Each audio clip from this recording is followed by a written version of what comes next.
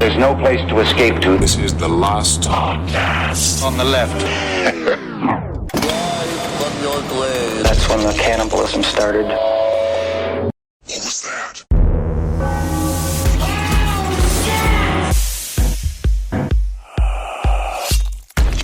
You're ruining your son's attractiveness. I don't know. I don't see why you're here all these years with this woman, Darcy, that you're ruining his best years of attractiveness. I will tell you, Henry, if you were to lose weight, you might be attractive. That is my Dutch. We're trying to really wrap our brains around the Dutch accent. Yeah, trying to wrap our brains around not just the Dutch accent, but the Dutch language, which is a very difficult language. But one thing that Dutch doesn't seem to have words for, which is being completely fucked on an island. They learn that later on, though, don't they?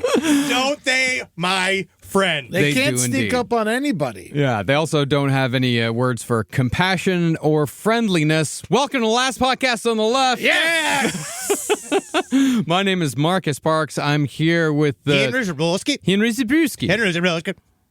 That's as far as I'm going to go. I'm going to try. You know what my problem is with the Dutch accents, specifically, is the fact that I get into it when I listen to somebody speak with a Dutch accent for long enough, and I can do it while the video is playing, but I cannot do it afterwards. No. No. I don't care anything about it. But I did prepare for the show by farting under the sheets and holding Julie there. Thank you. Yes. That's, of course, the Dutch oven, Ed Larson. How you doing? What's going on? That's my name. Don't wear it out. God. But this man, I'm like, it's been a long time since I've been this excited. This is really fun episode. This is I cannot series, wait. Rather. This whole series comes from a topic. I have no idea, how I had not heard about this topic before. I have my theories, which we'll get to, but my God, this story is massive. I mean, it's almost the story of the birth of the modern world, with a lot of murder involved. And that's why we begin our 25-episode series now. At the dawn of man. Well, this today is a naval tale. The story of the Batavia. Let's fuck some dudes. Yeah, dude. So in 1628, a massive merchant ship called the Batavia wrecked on a reef on the western coast of Australia. 340 souls, including a fair amount of women and children, were aboard. 240 people survived the initial wreck, but their only escape from the seas was a mostly barren chain of islands that were individually no larger than a mid-sized city park. What occurred in the weeks that followed on those barren islands is quite possibly the most horrific, bloody, and downright disturbing survival story in modern history. Yeah. Murder by the dozen. Yeah. Because if there was ever a tale where the adage, hell is other people applies, it's this one. What I love about this whole story, too, is it all starts with somebody sitting in the middle of England going, man, I wish I had an orange. That's where everything begins. It's just somebody just sitting there being like, I've got to wait for an orange. Why can't I have one right now? I want one now. Hey, tell me, Clark, do you like eggnog? Yeah. You know that brown dust? Yeah. On top of it, that nutmeg, right? Yeah. Yeah. It's all right, right? Yeah, it's all right. Let's go kill a bunch of villages full of babies to get some, right?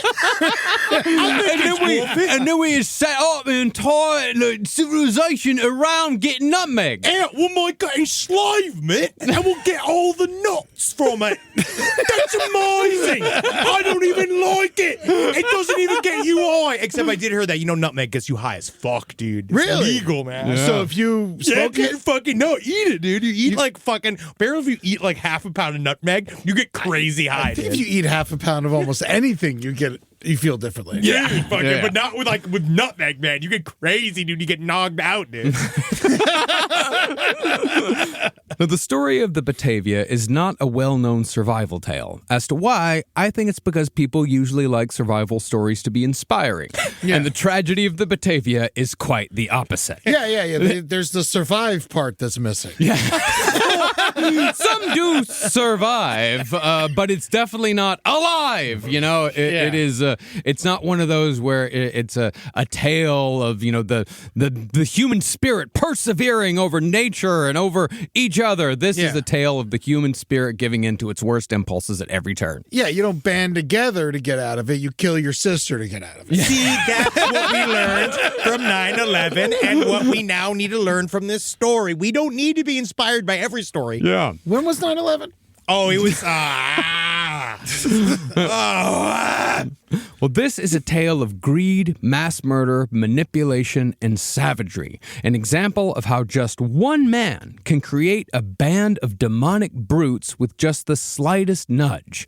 A man with the unlikely name of Euronymous Cornelis. Yeah, you'd be surprised what you could make a bunch of people do when there's nothing but sand to eat. It's easy. He's the Paul Dano of our story. Yeah. We'll get here. You'll see. I'm gonna cast everybody. I disagree wholeheartedly with the Paul Dano here. Really? Yes, because Paul Dano is not in any way charismatic, and Euronymous was a very charismatic man. I think Paul Dano's incredibly charismatic. See, he's Paul Dano from There Will Be Blood. That's Sure. what I'm putting him in. Sure. Not Brian Wilson. No. Yeah. Well, this story is also highly complex because the conditions that made the tragedy of the Batavia possible were created by one of the most evil corporations in history, the corp that served as the mold for exploitation and profit above all other concerns. CNN. That corporation was the Dutch East India Company, commonly known as the VOC. It's kind of interesting. It's like Make America Great Again really kind of wants to make America Dutch again. Now, the VOC was a shipping company with enough power to be almost a country unto themselves, complete with colonies and a private army. And from what I can tell, it wasn't until modern times that businesses were able to again wield so much power and influence. Tell me if this sounds familiar, but the VOC were able to get away with a list of atrocities a mile long because they did shipping better and faster than anyone else. Kind of want an orange. And if there's one thing that modern humans value above everything, the sin that we all contribute to in one way or another, it's the concept of convenience at any cost. I want my packages. That is what it is. I want a pair of scissors in one package, and I want tape in the other package. I never choose Amazon name. I always say extra plastic, please. Yeah. Thank you. And make sure that the box is way too big for what I ordered. Oh, yes. But, on one way, see, as the resident capitalist / Satanist, what I will say is that, see, we're burdened with consciousness. And what consciousness forces us to do more. Start talking like a douchebag when you say that. No, listen, no. See, we're burdened with consciousness, and what consciousness forces us humans to do is to consider time. Dog doesn't know when its kibble will arrive. It knows by a lick in your eye, right? It knows by the setting of the sun, but it doesn't know that it can go to our little squares we have, go down to Petco and get it at any time that they want, right? Dogs can't understand that. They don't understand time. They don't understand capitalism. They don't get the apps. They don't have thumbs. The rest of us, though, as humans, we're forced to understand time. So yes, we want to fill time quickly, Marcus, because there's nothing because time, Marcus, is the most precious commodity of all. Let go of me. Now, the obvious analog to the VOC, the one that puts convenience and profits over people at every turn, is, of course, Amazon. Through thousands of different chains of exploitation, Amazon has created a world where we can have our heart's desire delivered to our doorstep within just a day or two from any one of Amazon's 185 distribution warehouses. So before we begin the story of the Batavia, I'd like everyone to take a little trip with me to one of those 185 Amazon distribution centers. I've always wanted to go. I love trips. It's like seeing Santa's workshop. Yes, this is so we may transpose the tragedy of the Batavia to a modern location. Get it straight in everyone's heads. Yeah, it's like if Santa's workshop was run by Skynet. Doesn't seem like a kind of fun. It's a fun idea. The largest Amazon distribution warehouse in the world is in Ontario, out in Orange County. It has 7,000 robots working there. Wow. Yeah. But Marcus, don't you love it when they do the social media promos where they like set it to music and you see the robots kind of dancing in unison, Yeah. sort of like a giant, like lockstep army of 1,000-pound unstoppable machines? Yeah, and they make sure to cut out the part where the robot knocks over the piss bottle that the fucking employee had to use because they don't get bathroom breaks. Yeah. I thought they're fueled by the piss bottles. Well, they're just inspired. So let's take a trip, everyone. Imagine an Amazon warehouse aflutter with orders, where the bosses, the middle management, and the floor workers are going about their jobs day after day, ensuring that millions of dollars worth of merchandise gets to its destination on time.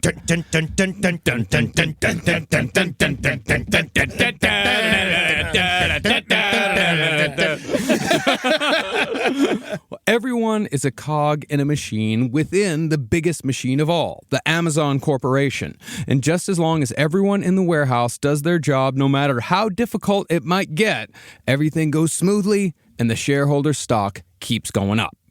One night, though, a particularly charismatic middle manager from a wealthy family who's failed at every job he's had before this one. Hey, my name's Aaron. You can call me Thor. Yeah, I'm a swinger. Me and my wife, 25 years older than I. We like to swing on the weekends when I'm not busy here, obviously managing the Amazon warehouse. Well, he's just in the middle. He's not one of the guys at the top. But he gets drunk with his work buddies, and they hatch a plot to take over the warehouse by force and sell everything contained within on the black market, all while they keep the warehouse itself as a base of operations. And Sounds cool. no one will be the wiser. I will sell as many. We got 5 trampolines. I know a guy will buy 5 trampolines. I got some bullets over here. We can sell that across the street. There's a lot of young people looking for them. This is gonna be an amazing time for us, boys. And then y'all can share my wife. Now, the warehouse is staffed with some good people and some very bad people, but most are somewhere in between. Wait a second, Dimitri. Where'd you get that scimitar? I found it. A man ordered it. I use it to defend and take. I'm sorry, that's one of the customer scimitars, Dimitri. But no matter their morals, most of these people, excepting those at the top, are quite unhappy working for Amazon because of the shit conditions and the shit pay, especially when they consider how much the shareholders at the top are making. In other words, this warehouse is filled with desperate people. And as we've seen time and again throughout history, desperate people are often the most easily manipulated by those who are able to offer a simple solution to all their problems. And it's like Amazon makes their own problems by making a desperate person inside of these places by creating the scenario in which that desperation is felt. Yes. So, the middle manager gets all the support he needs for the coup fairly easily. But just before he's able to put his plan into action, a massive earthquake isolates the warehouse from civilization and buries much of the merchandise inside under rubble. Likewise, the warehouse is no longer fit for a base of operations either. The bosses, of course, immediately hop into a helicopter to both escape the situation and to get help so everyone else who's trapped can be rescued. Listen, Dimitri, I love you. And I miss you, and I'll miss you, and I love your fervent enthusiasm. But you're going to need to stay here behind. Make sure that all these squeegees are completely safe. Okay? We're going to Washington, D.C. All right? I love you. I'm going to have sex with my wife, and I'm going to think about you. But as soon as the bosses leave, the middle manager who'd been planning the warehouse coup, he steps up as the leader of the hundreds of people left behind. It's at that moment that everyone discovers that the middle manager is a total psychopath on par with the worst dictators in history, and he quickly uses his charisma to turn this Amazon warehouse into an NC-17 version of Lord of the Flies. Fuck yeah. Not I'd to- love to see that. It's kind of fun. But not to be too stereotypical, but any one of us that has worked in any aspect has met a low-powered middle manager. Oh, my God. That if given the opportunity to kill everyone, Yeah. absolutely would. Joe Garrix. Yeah, I remember him. Yeah, or give it. Yeah, you already had a guy in mind. Keith. I just remember Keith from my old job. And a guy named Will Stavenhagen. Well, first, the middle manager divides the workers into 3 separate areas of the warehouse so he can consolidate control. Then he makes sure that the groups can't communicate with each other. After division and isolation, the middle manager and his inner circle turn their attention to the people in their immediate vicinity and begin committing senseless and grotesque atrocities on their fellow employees on an almost daily basis. Weeks pass, and the bosses still aren't back. The warehouse coup is still sort of in the background, but the middle manager is now mostly focused on total control over everyone who's left through rape and murder, partly to save resources and partly because he and his cronies just develop a taste for it. Yeah, and they sort of imagine that they've also built a giant cocoon of him, and he's wearing, like some kind of, definitely minion gear. He's got a minion hat on, and it's made out of several, highly well-constructed, super expensive tents that you get, on Prime Delivery. You see those things that you can get. And then, all of a sudden, he's just, inside of this with, 2 big Stanley cups filled with blood. Yes. They can use the trampoline. It's covered in goods.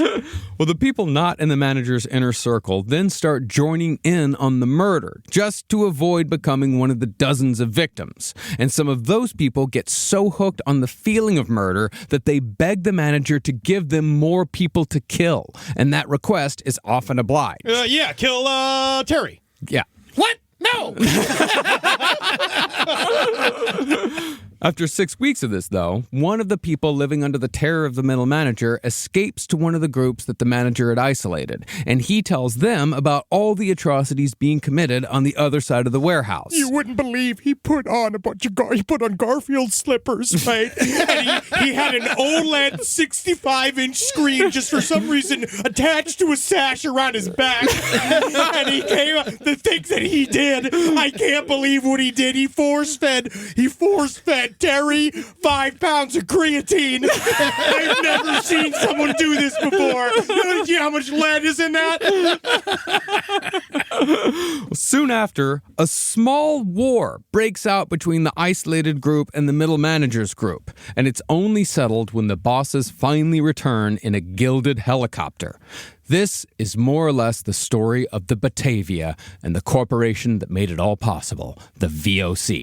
This whole story, the only way I could put this is that it's a heist movie mixed with, it's crazy. This is a Quentin Tarantino movie on a boat. Yeah, it's a heist movie mixed with a horror movie, mixed with a survival movie, mixed with a drama, mixed with a war movie. It's fucking got everything. It's incredible. And nutmeg. Yeah. Everyone loves nutmeg. Which Amazon still sells. Oh, yeah. yeah. Oh, God, yes, of course. No, just honestly, just to celebrate this story, I bought several pounds of nutmeg just through Amazon, and I just left it out in the rain. You know what I mean? Just to let it rot. Yeah, I'm just using it to dye my skin. We're going to have a sidebar with that.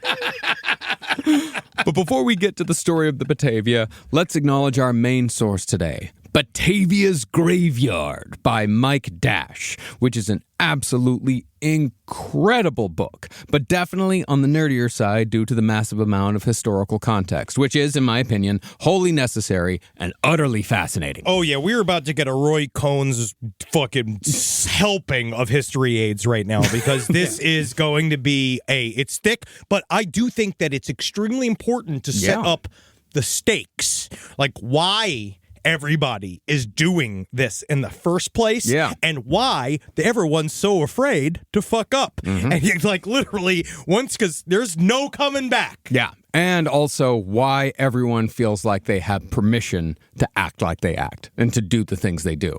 I'd also like to thank listener Peter V for bringing this story to our attention by sending us Dash's book in the mail last August. So thank you very much, Peter. Thank you, Peter. Oh, Peter, thank you so much, Peter. Peter, sometimes I think about what it would be like to taste your seed, to kiss your rump. I wish to fuck and to suck you. Oh, I've always wanted to fuck and suck a man named after penis. Peter. Rise from your grave. Now, to really understand how the tragedy of the Batavia came to be, how over 100 people were slaughtered by their coworkers and shipmates, we've got to understand... Some of them getting slaughtered by your coworkers. Oh, God, it's fucking awful. It's the worst. It's your office crashes. Yeah. Your office crashes and everyone has to fight for themselves. Yeah. We got to understand the history of the company that fostered the environment that made all this possible. That corporation is, of course, the Dutch East India Company, or the VOC. This corporation, one of the first to ever exist, were the owners and operators of the Batavia. Now, to make it very clear up top, because I'm really going to do my best to make the story easy to understand. I'm really fucking trying hard here. We are. And just pay attention to. Just pay attention. Lock in. Okay, I'll do my best, but you know me, so stupid. Well, the Dutch name of the Dutch East India Company is, I'm going to butcher this, but Verenigde Oostindische Compagnie.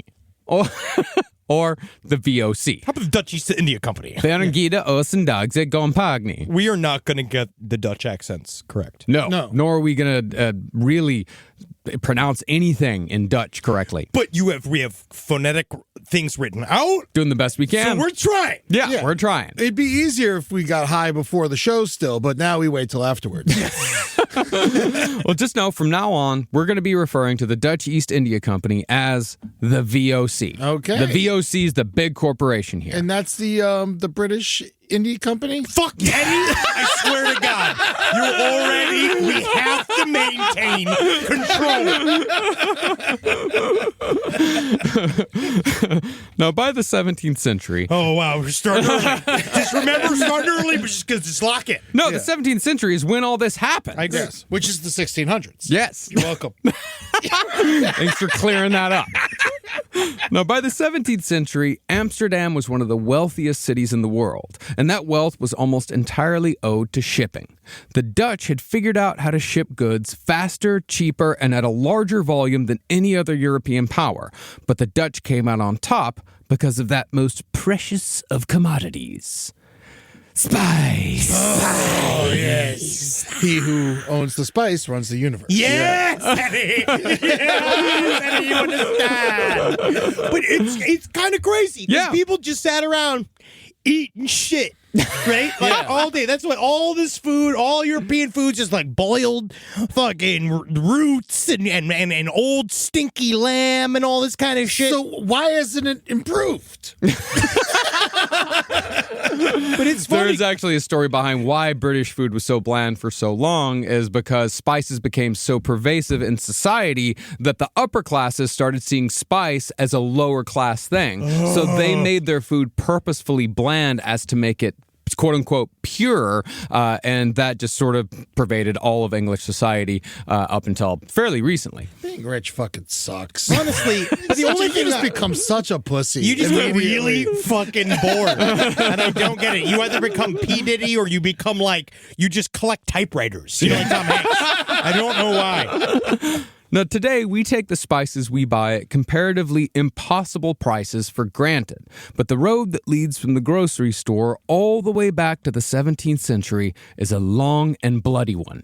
And it heavily involves the VOC Corporation and ships like the Batavia. We just like spices. As humans, we've come to like them. I guess I don't know how we discovered spices. I think literally just came from chewing on shit. Could be. Yeah. Because, I didn't know pepper was a tree. Yeah. I had no idea pepper was a tree. Yeah. I didn't know where it came from.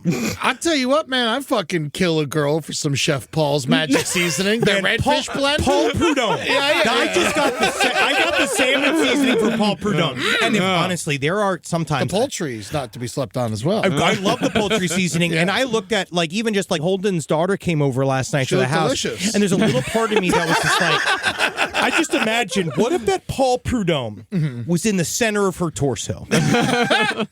Could I get it? And yeah, and I just feel like I have earned it. Meanwhile, you put it there to go kill her. I'm sorry, Holden. Now, it seems somewhat ridiculous that something as simple as spice could lead to the creation of one of the most powerful corporations the world has ever seen. Bring me the spice! So to show you how the VOC and the Dutch came out on top, let's take one spice and see how its introduction into European society changed everything. Baby spice.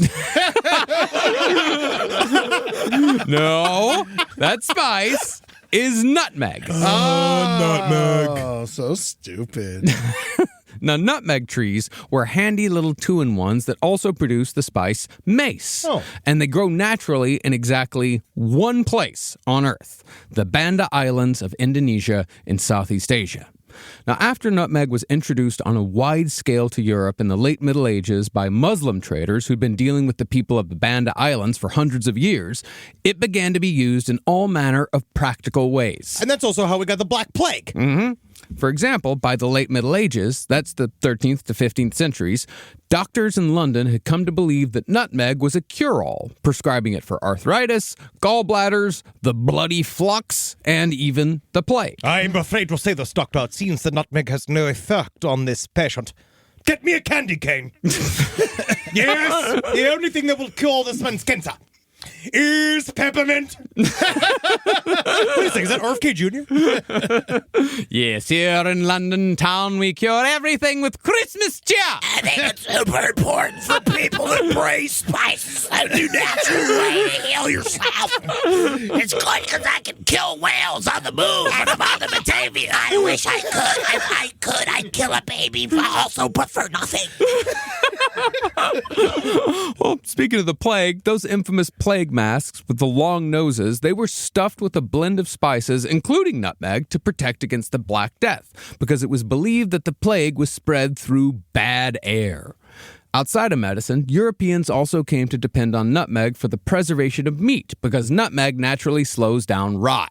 And nutmeg was also used to extend the life of ale. And that was very important because this was a time when fresh water was in short supply in cities because the rivers were full of piss and shit. Yes. What a good time. Yes, that's also not to mention that nutmeg is yummy. I mean, I don't know. It's yummy. I don't I don't mind care a about pumpkin nutmeg. beer. Yeah, like I mean, it's not in my fine. beer. Yeah. Old time. If it's not literally Thanksgiving Day, I will have a nutmeg beer. But otherwise, I'm not having nutmeg anywhere. I have nutmeg maybe once. You put a little bit in it, but honestly, on like a potato gratin, nutmeg's actually really good, uplifting flavor. But that's as far as I go. Well, before nutmeg, beer would, like ale would only last like 5 days max. Oh, and then it would go bad. I'm not saying, yeah, if that was the only beer, yeah, I'm drinking nutmeg beer, but I'm saying I don't live then. Sure. Well, in addition to the practical uses, nutmeg was also tied to the surefire moneymaker that is human sexuality. Nutmeg was considered to be a powerful aphrodisiac. Nut. In Meg. Yeah. And one British lord even wrote a poem about his nightly ritual of eating a spoonful of the stuff in order to have arousing dreams. So it's fucking telling you about, dude. Yeah. Yeah, dude. Fucking have horny ass dreams eating a bunch of nutmeg, man. You were telling me about this? Yeah.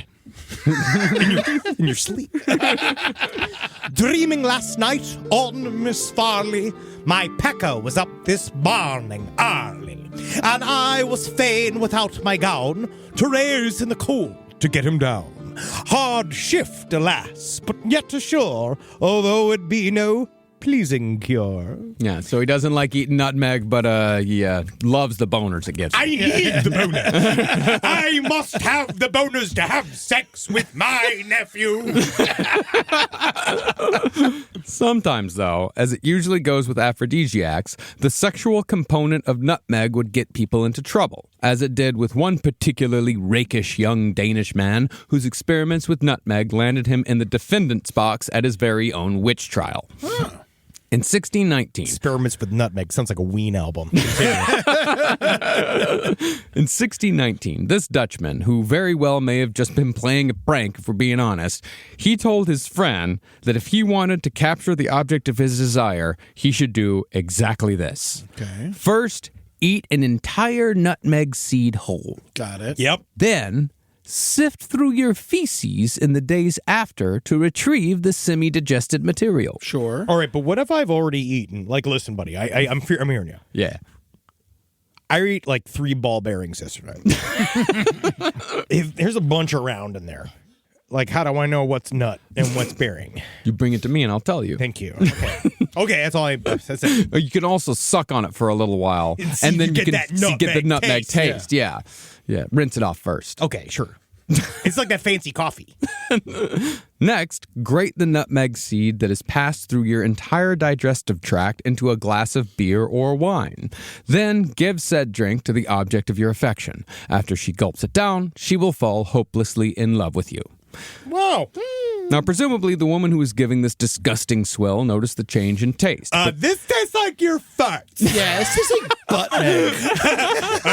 It seems you are the cleverest lady I've ever laid nutmegs upon. Well, the whole plot was quickly uncovered, and the prankster was thankfully not executed. He came very close. I don't want to be murdered over nutmeg. Wait, so who was almost killed? The guy who tricked him? Yeah, the guy who told his friend to swallow it and all that. Yeah, and the other guy also got in trouble. Yeah, I was gonna say kill the idiot. Yeah, but it's sort of like when you hire someone for murder, you're the one who gets charged with first-degree murder. Yeah. It's sort of like that.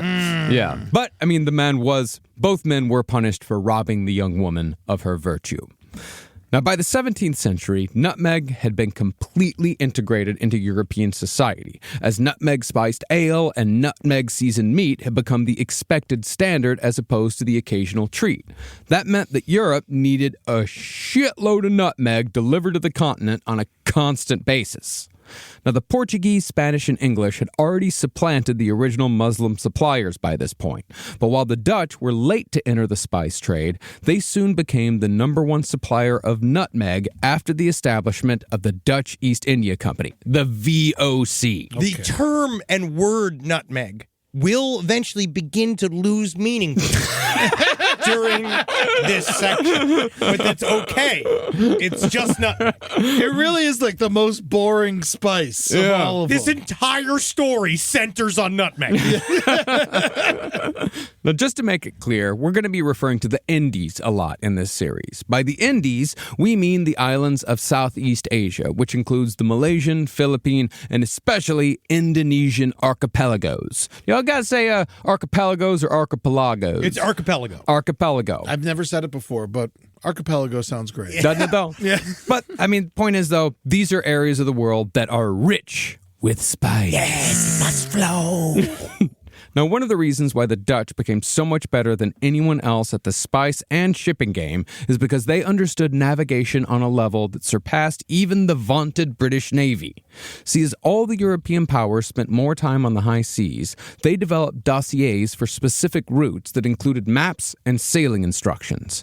These dossiers were called rudders, and the secrets contained therein were so closely guarded that if a captain were to fail to destroy the rudder for their journey upon capture by enemy forces, or if he just lost the fucking thing, he could be executed for treason. Because you just are out there, man. When you go that far out into the ocean and you just don't know how big it is, like you start to learn, like you just start. That's insane. It's like, to attempt this is so out of. I would not do this. Obviously, I'm a comedian. I say inside.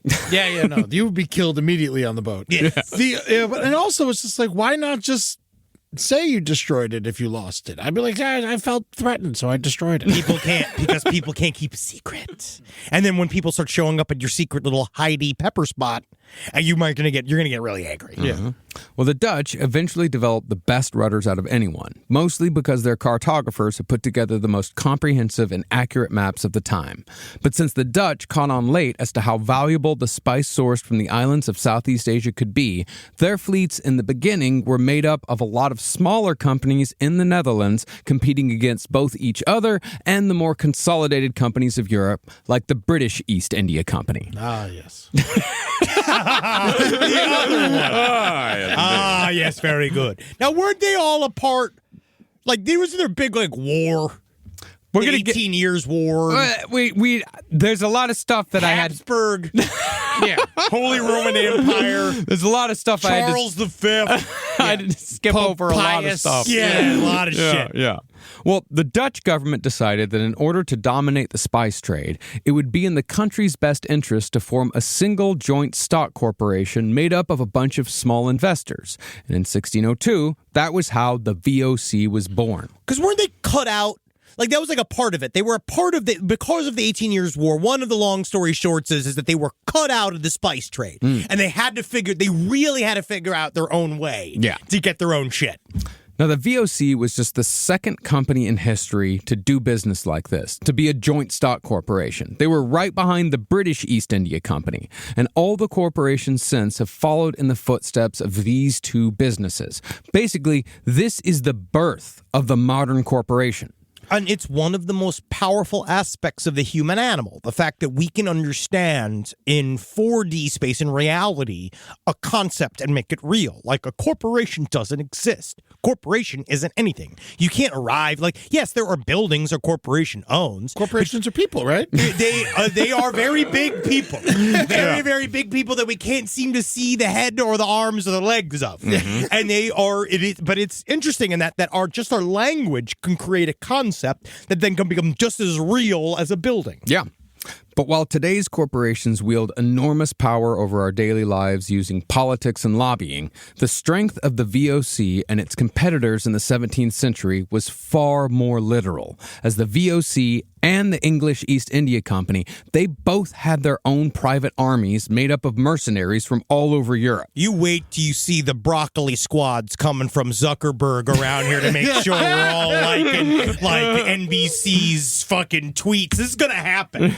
The VOC had thousands of soldiers on its payroll, which meant that they were capable of waging war and colonization. And at times, these companies would go to war with each other over colonized lands, killing thousands in the process. And these people, over nutmeg. Yeah, dude. And you know that these guys are all like, it's just nutmeg. They're like on this island being like, we don't even like the nutmeg. It's everywhere. We're sick of nutmeg. Have it. Take it. Just pay for it. Take the nutmeg. What do we give a fucking shit? Just take it. It's nutmeg. Why are you doing it? You're torturing that guy. You're disemboweling that guy. Holy shit, you're crucifying a guy on a boat. Take the nutmeg.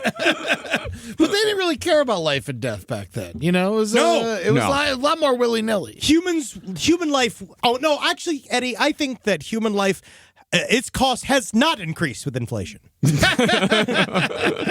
Now, as for the people who invested in the VOC went, and to give you an idea of how much money we're talking about here, the investors were made up of 200 merchants across the United Provinces of the Netherlands. At minimum, an investor required 5,000 guilders to join, which is roughly $26,000 in today's currency. Doable. Yeah. The largest investors, however, contributed the modern equivalent of $11.5 million. And the return on these investments could be as large as 10 times their original outlay.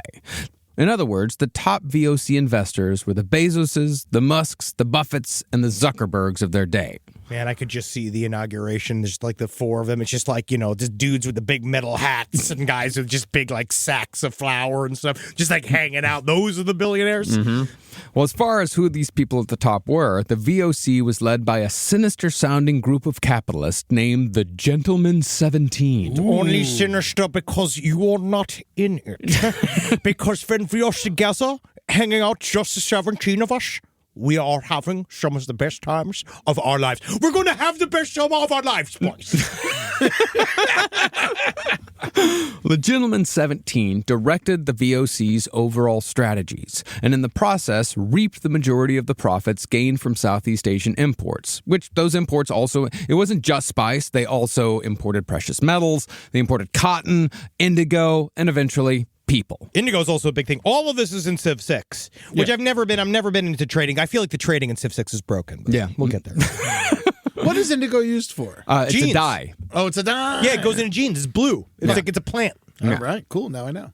Well, the VOC transported pretty much anything that would fit on a ship and anything that could be sold at a profit in Europe. The profit margins, at least for those at the top, were astounding, and that was due in large part to the absolutely ruthless policies the VOC instituted. As for the men in the middle and the bottom, they were told that they could earn a fortune working for the VOC with just one trip across the ocean.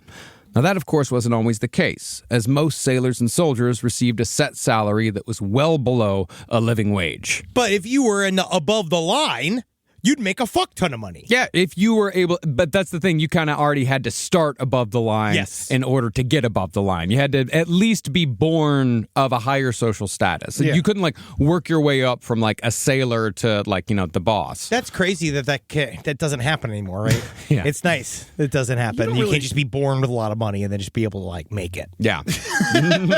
No, I really want people to pay attention to the fact that the world is quickly returning to the way it used to be. It's very much returning to the way it was back in the fucking 17th century when these motherfuckers were in charge. Make America Dutch again. Well, I mean, as we were saying, there was room for upward mobility for a merchant who had a successful voyage. And men often rose in rank and opportunity in the VOC by taking a cue from the top and operating from a place of cold cruelty, all in the name of profit. See, as Spice! You must throttle them! You must control the spice! See, as it still is with most corporations today, the VOC's primary goal was to maximize value for shareholders. But there was not a single guardrail in place back in the 17th century to keep the VOC's bosses or employees from going too far in pursuit of higher profits. This is what completely deregulated capitalism looks like. Well, basically, the VOC's policies resulted in not only inhumane conditions for their employees, but all-out wars against indigenous populations in which men were handsomely rewarded for the torture and slaughter of hundreds, sometimes thousands of people. You want pepper? You want salt? You can take it. Just take it. You want jeans? We'll make the jeans. We'll make jeans. Oh no! I named my son and daughter Salt and Pepper. Is that all you want? I think we can make an arrangement, right? Well, this slaughter was especially prevalent in the conquest of the Banda Islands and the subsequent establishment of the Batavia colony on the island of Java. So, let's take a moment to explain just how the VOC established a foothold in the Indies and how they came to be the world's #1 purveyors of spice. Spice! Gimme. Now, in the early 17th century, the Dutch and the English were neck and neck when it came to the international spice game, and one of the most valuable spiceries in the world, the aforementioned Banda Islands of Indonesia, were in dispute between the two. Now, as I said earlier, the Banda Islands are the only place on Earth where nutmeg grows naturally, but that wasn't its only valuable spice. It's also the only place on Earth where clove trees grow naturally. Ugh. You don't like cloves? No! You don't like spiced wine? No! You don't like a mulled wine? I also remember smoking cloves when you thought that was cool. Yeah. Dude, that was my favorite. Oh. Yeah, I smoked cloves until I coughed blood. I bought like multiple packs of cloves, and now I just can't. Thanks, Banda. Well, as far as the Europeans went, the Bandanese had been trading with the Portuguese for about 90 years when the VOC finally showed up. Now, the Portuguese had, of course, not been the kindest of trading partners, but the Dutch were far worse. Worse than anyone, in fact. Somebody's got to be the worst colonizer. It's the Dutch. We will take that. Thank you. No, honestly, it's a huge honor to be called the worst colonizer because there's so much competition, and it's just nice to be nominated with some of my favorite people. Spain, loving you, loving what China was doing on the in the continent. Good work, China. Just thank you. They're just so angry because their shoes are fucking made out of wood. It's honestly hell. It is hell trying to play horse. Have you ever tried to play horse in wooden clogs? Well, the Dutch's arrival on the Banda Islands was marked with an omen. When they stepped foot on land, a volcano that had been dormant for centuries suddenly erupted. For the Bandanese, this was the fulfillment of a prophecy foretold 5 years earlier by a Muslim holy man, who said that an army of white strangers would soon arrive to the Banda Islands to take them by force. And as you might expect, the prophecy very quickly came true. Racist! Yeah. Why they they got to be white? Why they gotta be white? But it is interesting in that way because they called it some magical prophecy when it was definitely a Muslim guy that's like, they're coming here. Yeah, it's Like, not a literal- magical prophecy at all. This isn't No. some mystical thing. I'm seeing this He's a shit. businessman who is telling you the fucking forecast of the market. I know these guys, and they can't wait to not pay me anymore. And I have a distinct feeling they're figuring out how to find me. Well, to begin the campaign to take the Banda Islands, the VOC invaded one of them in particular and slaughtered the entire population. 1,800 people died. All because the natives had been trading with the English after signing a treaty with the VOC for 100% trading rights. Listen, before you do anything, just don't tell them about hazelnuts. Okay? Because this shit's blowing. This has gone way out of fucking proportion, buddy. All right, this was not supposed to be like this, dude. Hey, man, want some cinnamon? Don't fucking even do it, dude. They get hooked. Don't even talk about dill. I mean, with this slaughter, the Bandanese were basically killed for breach of contract. And out of 1,800 murdered, 400 died by drowning when they tried to escape the VOC's vicious private army by swimming to another island. Once depopulated, the VOC replaced the people of this island with natives from other islands as workers, and they built a fortress with the highly unsubtle name of Fort Revenge. I just love the ring of it. I just love it. It's just fun. It's easy to remember. Revenge for what? They killed everybody. For trying to live with our nutmeg.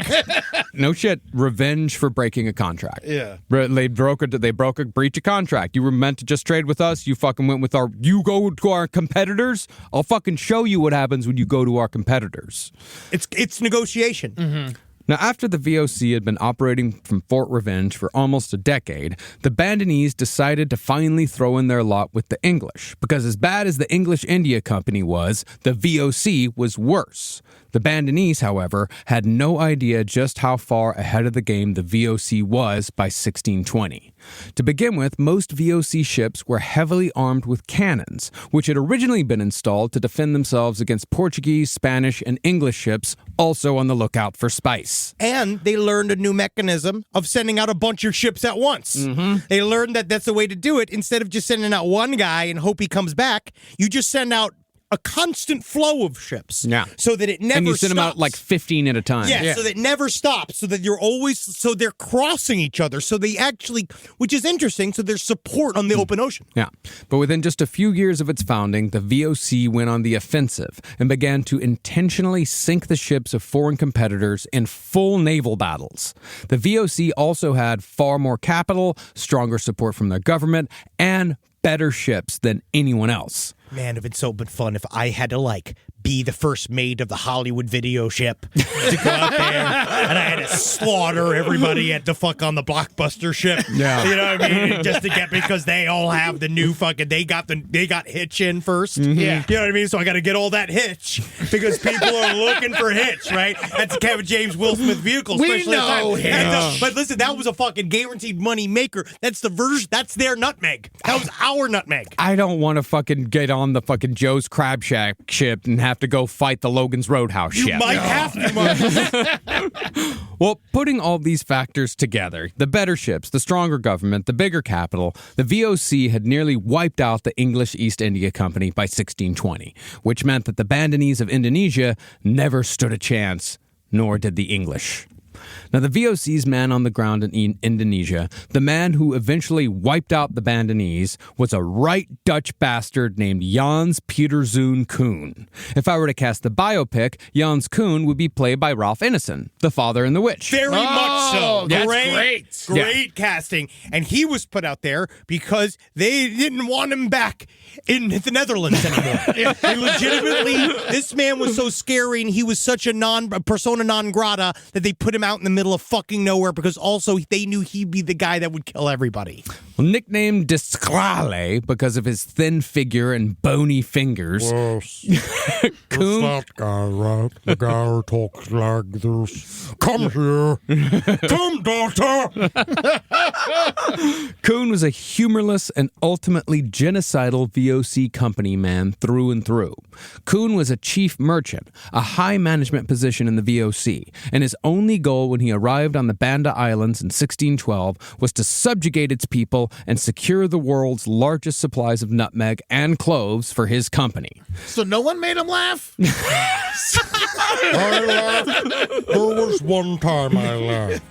I saw a young, beautiful Bandanese woman filled with child. And I sat and I watched as she gave birth. And as the feet slid out of her gash, I saw that it was dead. And in that moment, I chuckled.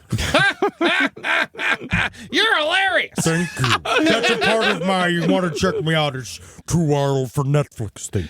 Comedy special where I'm just uncontrollable saying things people wish they could say.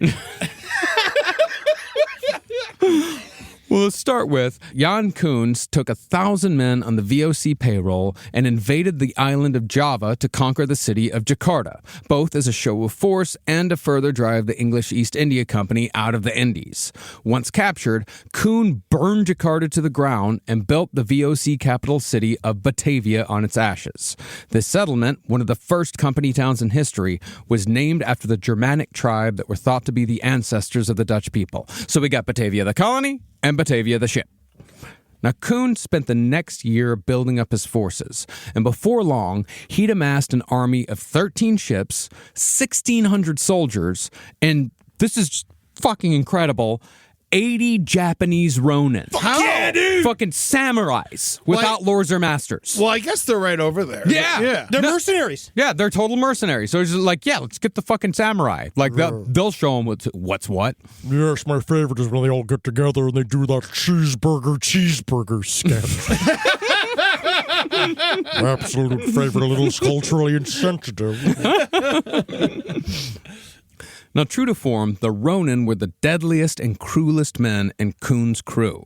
Besides being vicious warriors, they would torture prisoners psychologically by beheading some of them and rolling the heads around the feet of the other captives while laughing at the panic it caused. It's funny.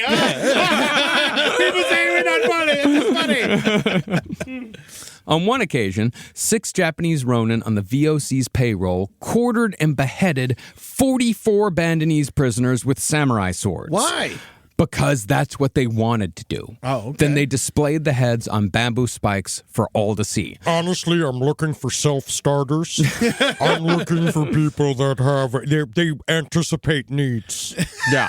No, I mean, They're really great within the corporate culture here at the VOC. And it's good they use bamboo because it grows back so easily. Yes, and it's sustainable.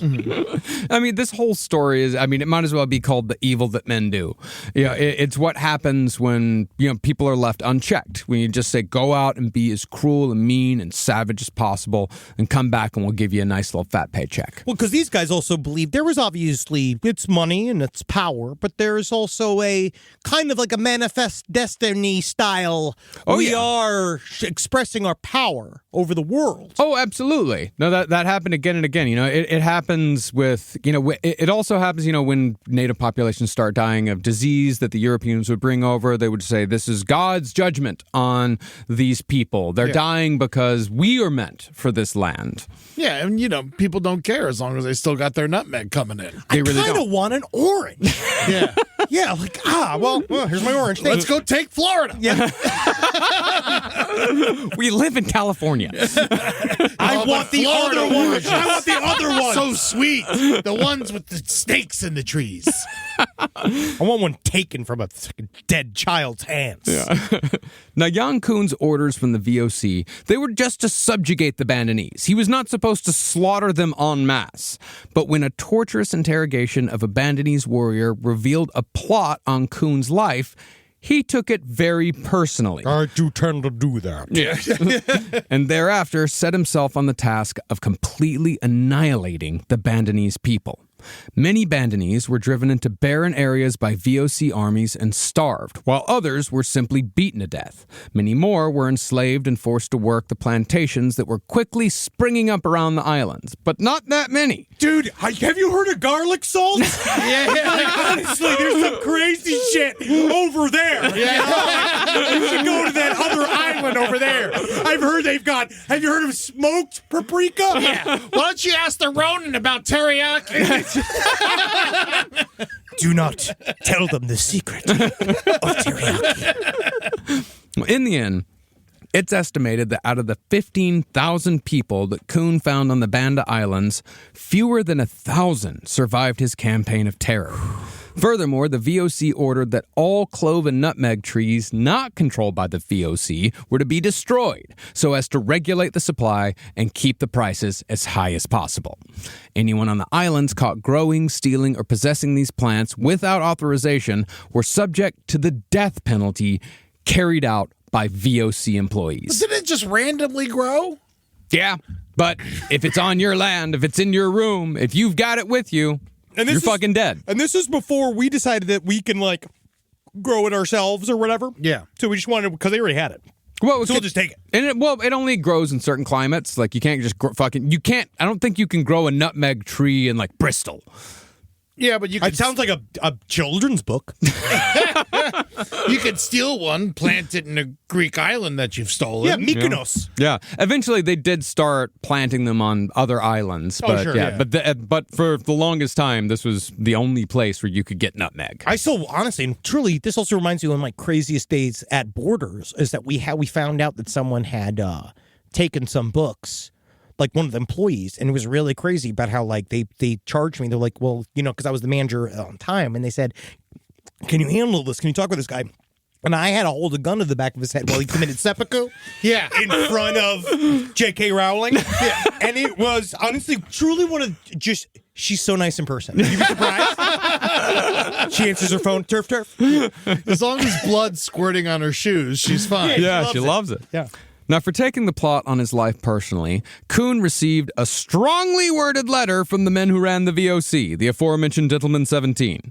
But their issue was not with the genocide per se, but what the genocide might do to trade relations. I'm sorry, I didn't think about it like that. I got ahead of myself. And the letter did end with a winky face. Yeah, one of those emojis. You've been a bad little boy. Yes, I have. I guess I should get a spanking. See, word of genocide tends to get around, and there were plenty of other native civilizations in the Indies that the VOC planned to do business with. In other words, Kuhn was reprimanded not for crimes against humanity, but for bad business practices. Yeah. Despite the reprimand, Jans kept his position as one of the VOC's chief merchants, and was thereafter considered a Dutch national hero in the mold of so many colonists before and after, and even has a statue that stands to this day. But he was also the man for the job, because they believed that they needed that type of psychopath to hold this very valuable outpost for them. You down with VOC or I'll fucking kill you? Yeah, you should. I can't wait to watch. Now, while the Dutch government was somewhat involved in all this, the genocide and subjugation of the Bandanese was planned, authorized, and carried out by employees of the VOC. Again, it's just a private company. And with this conquest, they'd proved that they would do and allow just about anything if it increased their profit margin. Once the Banda Islands were in their grasp, the VOC completely controlled the world's nutmeg and clove supply, which brought them close to a total monopoly on the global spice trade at large. And just like how we can't avoid putting money into Amazon's pockets, even if we don't buy shit from Amazon directly, most likely the people we buy shit from do use Amazon, anyone in Europe who wanted their spiced wines and erectile aids were now contributing to the profits of the VOC somewhere down the supply line. What's it doing? Oh, I don't care. Erectile AIDS is, how it all got started. Yes, it's really very sad. That is very sad. That is true. Rise from your grave. Now, concerning the type of person that was willing to work for the VOC, the number one quality needed was a tolerance for risk. See, out of the million-some-odd people who sailed with the VOC to the Indies over the course of their existence, less than 1 in 3 returned to Europe alive. It was not a comfortable trip. Yeah. It wasn't a fun trip. Yeah, and you were just as likely to die on the trip as you were when you got to the East Indies themselves. Statistically speaking, you were far more likely to die than you were to get rich. Some who sailed to the Indies did end up settling in Southeast Asia, but most of the settlers were killed by various plagues, diseases, or in skirmishes with the natives. The VOC's reputation for brutality and this acknowledged risk, however, attracted a certain type of man to their employment, a type whose morals were flexible, to say the least. No, so they would trade with closer places. So they would trade with other people in Europe, and they'd probably trade in some other places, probably in the Middle East, maybe, where they do a couple Africa, things. yeah. Right, yeah. But then it's kind of interesting. On this leg, this was the leg that was the most profitable, but also the most horrible. The Indies leg. It was Yes. the longest, it was the worst, it was the most dangerous. And so that's why all of the bottom of the talent pool was at this leg. yes. And like, just for my own thought process, how would they actually get there? Would they have to go all the way around Africa down the bottom, or Yeah, they went around. They would start they would start from Europe. They would sail down to the Cape of Good Hope in South Africa, stop once, and then make the rest of the trip to Indonesia. So what they learned was a faster way to go was because it was about taking a left. Like literally you had to go from, it was a left out of Netherlands, you take a right in Africa, and then you get to right before Australia and you make a left and you go up and you catch this one current. But guess what happens if you don't?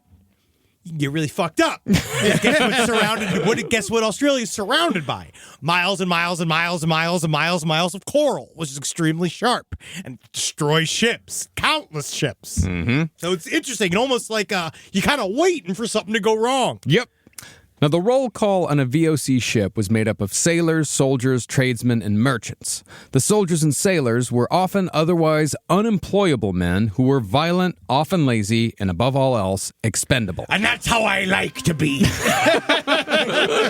Please kill me and forget me, because I don't even know my name. I'm a random man with a bandana, and I'm next to a cannon. But you'll never know me, will ya? All right. I am his brother. I look just like him and sound just like him, too. Where'd you come from? Home. Doesn't really matter, because I'm a walking corpse. Well, the tradesmen on the ship, which included carpenters, cooks, surgeons, and what have you, they seemed like men who were just looking for steady work. But if a man ended up on a VOC ship, it usually meant that he had fucked up pretty badly at some point in his life. This is last stop shit. But speaking of fuck-ups, let's talk about the merchants.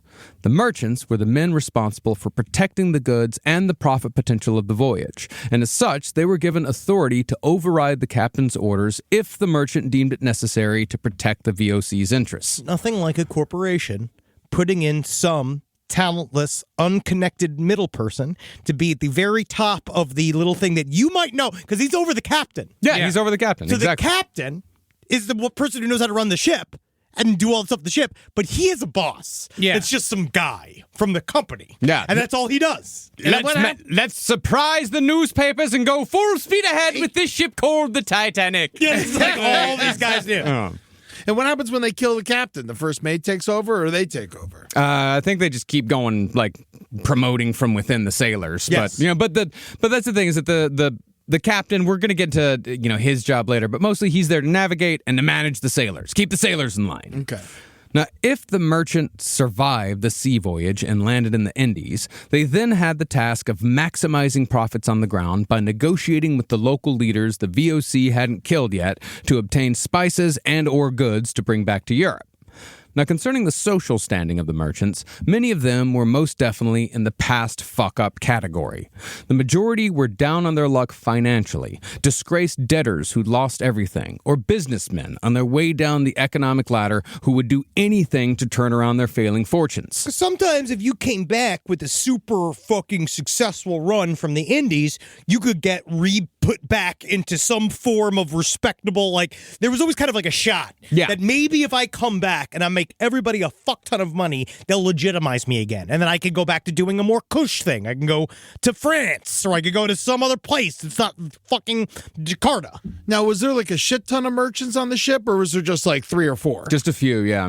Yeah, there weren't very many. Now, on a VOC ship, merchants were divided into 2 ranks, upper merchants and under merchants. These were the middle managers of the company. But since most of them were in dire financial straits, even they were desperate men. As such, one of the VOC's desperate under merchants will play the psychopathic villain in today's tale, a man named Euronymous Cornelis. You talk to me, and you ask me, how do you control a man? And I tell you, you do it by his soul. Excuse me, I farted. I'm not feeling well. You don't have to call them under merchants. You can just call them merchants. Well, that's the thing. Different. Yeah. It's to separate them from the upper merchants. But you can still call the guys the upper merchants and the other guys merchants. One you of don't have the to call them shitheads. You know what's what I'm saying? Eddie, this is actually one of the traits of that's going to come up again and again in this story. Once we get to the actual plot, you really start to see the corporatization, the ladders put into place that these guys follow like they are real God's law. That's how afraid they are of their bosses, that these roles will be actually extremely important to the story that comes up because of how everybody behaves according to their roles. Well, of course they're scared of their bosses. They kill islands of people in front of them. Yes, this is why we're doing the context. Yeah. Yes, their bosses execute people. Now, to be perfectly clear here, the dictatorial middle manager in the Amazon allegory that began today's episode, that represented Euronymous Cornelis. Yeah. Because after the Batavia wrecked, Euronymous would use his psychopathic charm to trap the survivors in a nightmare of his own making. None of this happens without Euronymous. Now, Euronymous Cornelis was indeed a complete and utter psychopath, but he was not the same stripe as, say, a Ted Bundy. Rather, Euronymous is more like a Nazi who probably would have gone his entire life without hurting another person had circumstances not opened the door to savagery. It's nice to have an invitation to violence. Thank you, because I was just a pussy before. Not now, though. I'll kill everyone, but I won't fuck their corpses. My thing is that I need a government's permission to do it, but as soon as I get it, I can't fucking wait to do it. Well, Euronymous' whole thing is not that he would kill anyone, is that he liked to get people to kill for him. The true capitalist. Born in 1598 in the Dutch town of Leeuwarden to wealthy landowning parents, Euronymous was raised as an Anabaptist. The Anabaptists were a fascinating and highly aggressive Christian cult, and their philosophy of violence undoubtedly influenced Euronymous Cornelis in the most negative of ways. Now, the core principle of the Anabaptists was that they believed that only adults acting on their own free will should be baptized. Infant baptism, in their opinion, was utter horseshit, because babies can't really decide anything for themselves. You're just making a baby wet. And I don't need to make a baby wet in a church. I can do it by leaving it out in the rain. I mean, kind of agree. No, I do too. Yeah, of course. Yeah, it's stupid. It means nothing. Yeah, it's theater. Yeah. This belief about baptism, however, was considered heresy to both the Catholic Church and the Protestants, which put the Anabaptists at odds with the rest of the Netherlands from the get-go. Additionally, Anabaptism was a millenarian cult, meaning they believed that a vengeful Christ was sure to return any day now to kick off a vicious apocalypse. Is that Christ? No, just some guy. Sorry, I get really scared. Is that Christ? Oh my God, is he there? Oh no, just some long-haired guy. White skin. But most importantly, as far as the Anabaptist neighbors went, they believed that it was their duty to build a new Jerusalem by force, which led to mass murder in the year 1534. Yay! Oh, Although it's kind of nice to take a break and see the whites going against the whites. Yeah. Just like different kinds of whites. Fighting and skirmishing and doing shit. You know, it's funny because of all the serial killers, I feel like so many people cover, like they always want us to cover true crime and do serial killers because they're like, oh, we want blood, we want murder. And it's like, so far in this episode, we've killed thousands of people. And that's just theater. That's just history, which I think is amazing. Just think about it. They're just all wiping stuff out. And because it's not individually cleaving someone to death, I feel like this kind of maybe part of the issue is that we see it kind of like you just like forget. That it's just, no, this is like bigger than a serial killer. To be clear, 44 people have been beheaded in this episode already. Yes. At least. At least. Because, well, there's also the whole island. Yeah. Was murdered. Well, in the year 1534, Anabaptists seized the German town of Munster, where they expelled or killed any non-believers and spent 16 months as rulers of their own little theocracy. The leaders, predictably enough, soon began practicing compulsory polygamy because they'd expelled or killed many of the men in Munster. And it was definitely a thing that they just stumbled upon because of a prophecy, and it's not just because a guy just noticed that there's a lot of just like open wives. He just never just said like, oh, wow, there just seems to be a bunch of lonely-ass women here that I could have sex with. You know They had to do it. They had to because God said so. Mm-hmm. Finally, though, the city was retaken by a joint force of Catholics and Protestants. Oh, wow. Yeah, working together. Look at that. Who executed the leaders and nailed the genitals of one in particular to the city gates. It's usually what they do to polygamists, stuff like that. They do They really don't like to it. mutilate the genitals, and display them. And you use a little door knocker. It's the balls. Yeah. By the end, around 3,000 people had died in the so-called Munster Rebellion. This was all due to the Anabaptists. And where was Grandpa? That's a the Munsters TV show. reference. Yes. The Munsters reference, yeah. Well, after the rebellion was put down, the Anabaptists splintered, and some factions continued robbing and killing anyone who wasn't a member of their cult. Others, however, followed an Anabaptist named Menno Simmons, who adopted a philosophy of nonviolence. Well, we now know the descendants of these followers of Menno as the Mennonites. Oh, the Amish. Yeah, the Amish Light, as we like to call them in Texas. Yes, Amish Light. Because they would make their own clothes, but they would still wear Nikes and shop at Walmart. And they can have cell phones. Yeah. And you got to take care of your feet, you know. Yeah, of course. Yeah, I mean, I never got what the point of Mennonites was, but They're just bad social people. yeah. I think I knew some Mennonites. It's interesting. It's technically like a very peaceful, Sure. like it's kind of a Quakery thing. Yeah. But I never got the point of like you have to make your own clothes, but you can buy Nikes. It's because they are just barely hanging on. There were, however, some Anabaptists who assimilated into the Mennonite religion in name only, while still following the violent ideologies of other Anabaptist leaders, if only to survive in a decidedly anti-Anabaptist environment. Amongst those who still believed in the philosophy of violence were the parents of our villain, Euronymous Cornelis. For Euronymous, using organized violence to get what you want would very much have not only been an acceptable path, but second nature. I learned to read by getting spanked with each letter. He used to write up a bunch of letters, and they used to spank me with them. And I'll tell you what, I know the language better than anyone. All right, time to learn Korean. Ow! These letters are sharp. Now, after school, Euronymous became an apprentice to an apothecary on the road to becoming one himself. Apothecaries were in essence the pharmacists of their day, concocting potions and treatments from roots, herbs, and other exotic ingredients like animal excrement. Well, as far as the exotic ingredients went, specifically the animal excrement, pigeon shit was supposed to be a cure for epilepsy, while horse manure was said to cure the lung condition known as pleurisy. Oh, good, because I've been eating it. And your lungs, oh man, I can see them from here. They're healthy. There's just nothing like just sitting there coughing and choking, just being like, hey, have some more horse shit. Like, listen, you don't seem to be feeling good. Have you had any horse shit today? Well, that's why Nick Nolte's still alive, because he's always like, horse shit. Animal penises were also held in high regard by apothecaries. Dried boar penis, for example, supposedly reduced phlegm and balanced the humors. The way you used to do that was the old-fashioned manual where you used to go, that's how you get rid of the phlegm. Yeah, because a lot of the apothecary stuff, it was all around, like, the four humors theory. Was that phlegm, blood, bile? What's the fourth one? Snuberance? I think it was snuberance. Snuberance, yeah. But it's how it's when you get a boar throat. Yep. Yeah.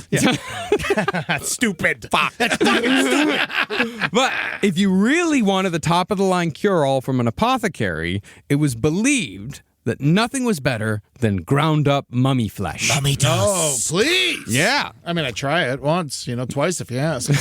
It can probably get you sick. Yeah. Interestingly, though, in addition to cures, apothecaries also made poisons. They were kind of exterminators. They made rat poison and such. They did a lot of weird shit. Yeah. I always remember from Romeo and Juliet. But as we'll see later, after the wreck of the Batavia, Euronymous was just as bad at making poisons as he was at the rest of the apothecary business. And after trying to run his own shop for a few years, he declared bankruptcy in 1628. I don't understand. How are you bad at making poison? Is it just like orange juice? This is delicious. They're actually going to show later, like, he's bad at it. It's like You're 7-Up, he just accidentally makes delicious. He's like, wow, this is good. This Crystal Pepsi?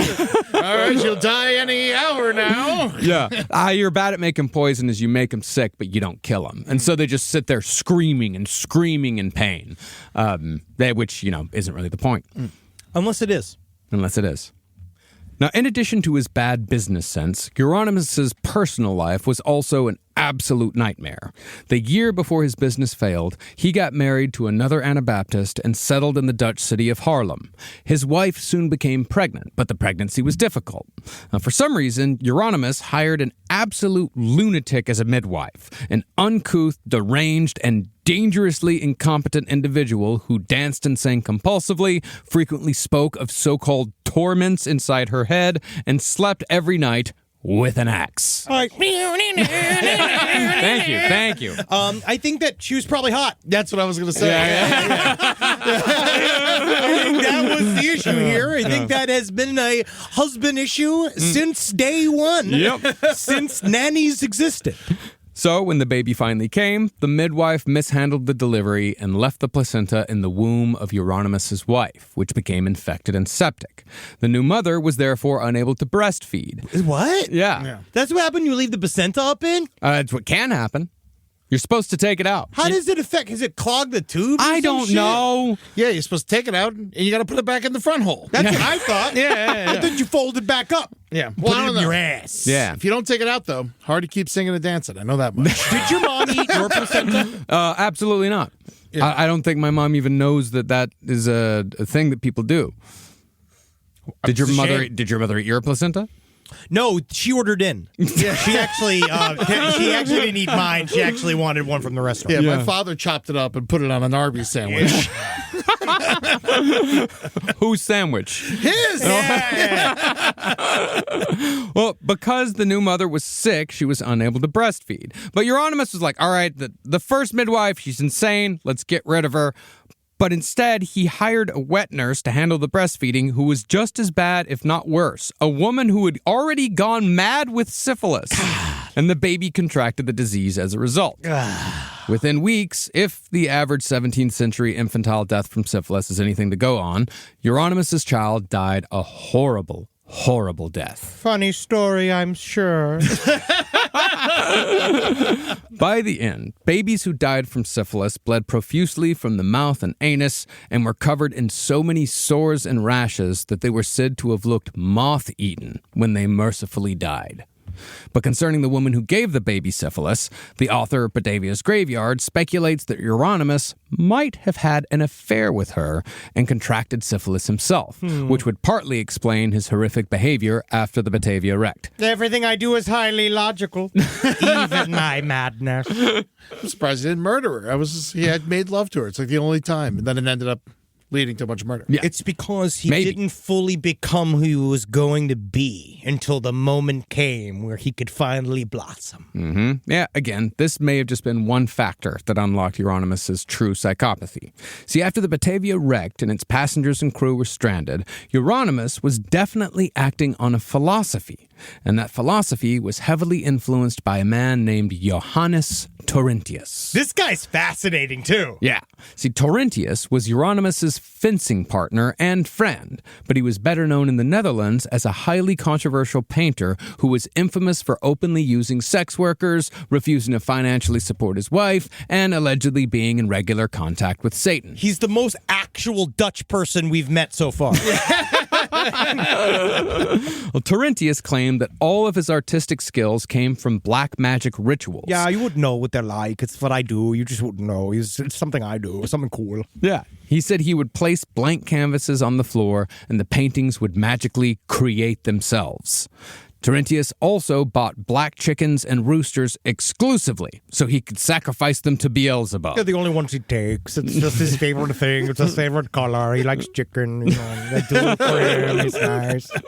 And Torrentius claimed to go on long walks in the woods where he would have extensive conversations with Satan himself. It's crazy talking to my old buddy. I was talking to my old buddy in the woods the other day, and he said to me, I was like, Lord Satan, how you feeling? And he was saying something. He was like, I'm just not feeling good right now. I'm not feeling very confident right now in myself. And I just reminded him, like, you're Satan. You know, you don't need all of this, Mr. Gush. You know, just feel good for yourself. Feel good by yourself. And I really think you took it to heart in many ways. And then he gave me 5 dicks. Yeah, it's pretty good. Pretty cool to be me. 3 around my body, 2 were in my pocket. 2 in my pocket, you can see. Ding, ding, ding, ding, ding, ding, ding. I made a bit of a steel drum with them. And Torrentius, however, was not a Satanist. He was a Gnostic. which is basically a Satanist, according to these fucks. Agnostic means you don't believe in shit. No, Gnostic, not agnostic, Oh, okay. Gnostic. That meant that he believed that God and Satan were equal. Yes! Oh, cool. Yeah, and since Torrentius had friends in high places, he was able to openly discuss his Gnostic beliefs where others might be charged with heresy. And who else was listening but Euronymous Cornelis? See, Gnostics believe, that's why they're super controversial, is that all of their books were taken and hidden in caves, right? Like the Dead Sea Scrolls, those are all Gnostic works. The all- book of Enoch. Yes, and what it in the book of Judas, the book of Thomas, and basically what they say is you don't need the capital C church to get enlightenment. Jesus is in everyone. You can have this mystical property, and the church doesn't like that because that means that you don't need them. Yeah, and it means they don't get your money. Yeah. Before long, Euronymous was mixing Torrentius's Gnostic beliefs with Anabaptist dogma, and eventually Euronymous came upon the conclusion that he was incapable of sin, that no thought or deed, not even murder, could be described as evil. Because what is evil anyway? It's just 4 letters. 4 letters. What can you even do? What's a letter? Just a line on a piece of paper. What's paper? It's tree blood. What is even trees? But in 1628, the same year Euronymous went bankrupt, Torrentius finally wore out his welcome in Dutch high society. He was arrested for heresy at long last, tortured on the rack, and sentenced to 20 years in prison. I can't imagine who he pissed off to make this happen. After Torrentius' trial, Dutch authorities declared that all suspected heretics be banished from the city of Haarlem, which ended up working to the advantage of Euronymous Cornelis. See, by that point, he'd failed as an apothecary, he was bankrupt, his baby had died of syphilis, and his wife still hadn't recovered from the womb infection. She's being a huge bummer about it. I'm just like, listen, baby, can we get past this? It's been a week. I'm just impressed she's still alive. Yeah, I mean, just barely. She had a very big pussy. Yeah, it takes a while to kill someone with a 10-pound pussy. Very big pussy. There's a lot of energy to draw upon. The baby didn't touch the sides. So, Euronymous, his life in fucking ruins, more or less used the heretic order as an excuse to abandon his wife for a job with who else but the VOC. Now, the only explicit criteria to sign a VOC contract was that you should not be bankrupt, nor Catholic, nor infamous. Oh. Now, Geronimus was bankrupt, but he still had a fairly high social status because he came from a wealthy family, and he had connections. As such, a wealthy captain, who I'd imagine regretted this decision later, vouched for Euronymous to the VOC.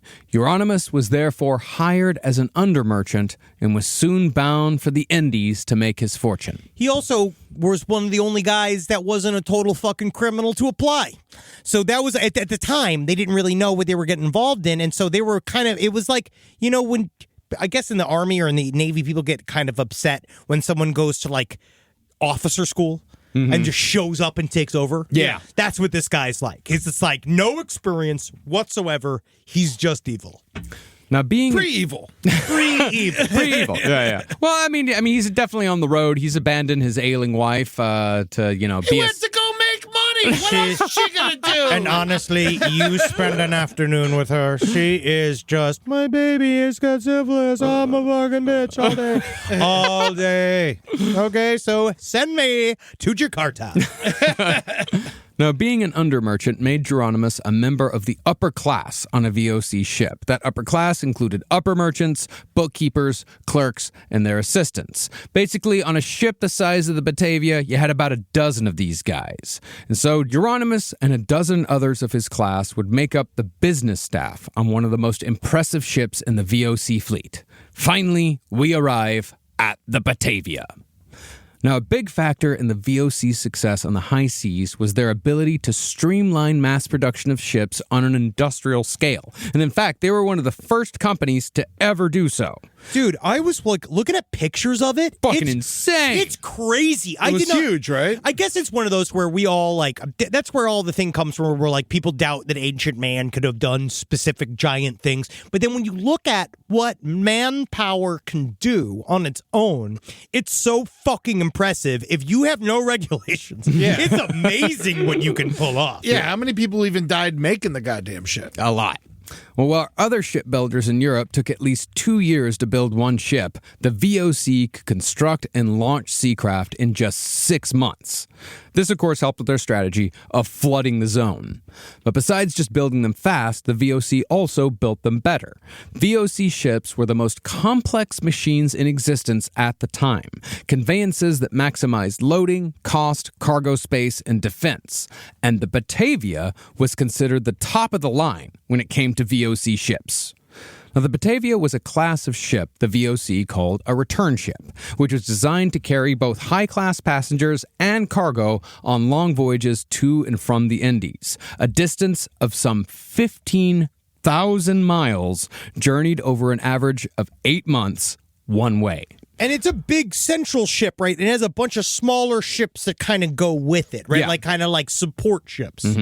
Measuring as long as a football field is wide, the Batavia had 4 decks, 3 masts, and 30 guns. Its upper works, it sounds like the gaudiest fucking thing in the world. Yeah. Its upper works were painted bright green and gold, while its stern was decorated with gaudy flourishes specifically requested by the Gentleman 17 so as to, quote, overawe the people of the East. What I love first is when a boat has tits on the front of it, and it shows respect. It shows respect. People respect the tits when they show up at the island. They go and they look at them like, whoa, look at those big tits. Yes, let's do business for them.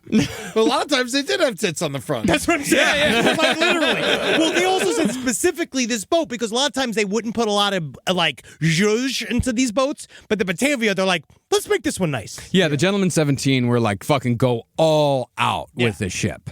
In all, the construction of the Batavia cost the modern equivalent of $13 million. But if all went well, it was expected to pay for itself a dozen times over. Over the course of 10 to 20 years, ships of the Batavia's class were supposed to last for 6 round trips to and from the Indies before they were dismantled and their timber used to build houses. But unfortunately for the VOC, the Batavia would not make it to the Indies even once. Spoiler!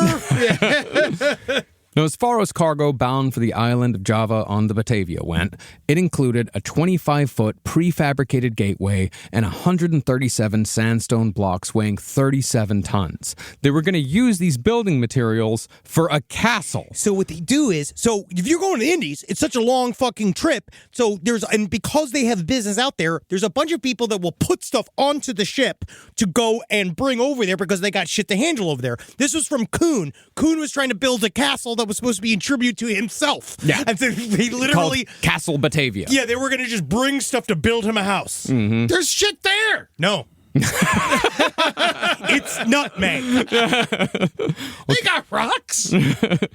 Not the good rocks. Not the good rocks. Yeah. Well, concerning treasure, the ship was loaded with boxes of silver, millions of dollars worth of the stuff. This is the Ocean's 11 style. You have to start seeing all this stuff that's going. So yeah. So now we got the big blocks. That's like one thing. That's the boring stuff. And then all of a sudden you see these big loads of fucking silver just being dropped in one by one by one. And you remember it's staffed by entirely criminals. Yeah. And the silver was earmarked for trade with the locals in the Indies. But most impressive were the massive 500-pound wooden chest full of guilders, worth $32.5 million in today's currency. One boat. These chests were the last things loaded on board the Batavia before it set sail, and as was custom, the loading of the treasure was done under the personal supervision of the Gentleman 17.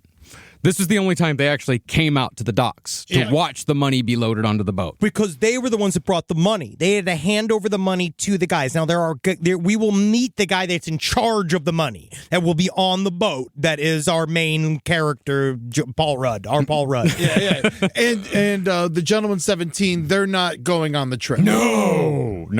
Does Jeff Bezos work at the fucking Amazon factory? Every once in a while, he'll put on a little shower cap and go out there, and he just kind of like goes like, "Oh, it's crazy, golf balls." You know. Now, the captain of the Batavia was a man named Ariana Jacobs. Jacobs was in his mid-40s, which actually made him one of the oldest men on the Batavia. This is our Nick Nolte. Yeah. God damn it. God fucking damn it. That fucking shit. That is what this guy is. He's a salty dog, man. Yep. Jacobs was a quick-tempered alcoholic rapist, but an excellent sailor nonetheless. It's kind of like makes me one. Yeah. That's the whole thing. It's redundant. Yeah. Well, that made him right at home working for the VOC. But as I mentioned earlier, the captain was not the true commander of a VOC ship.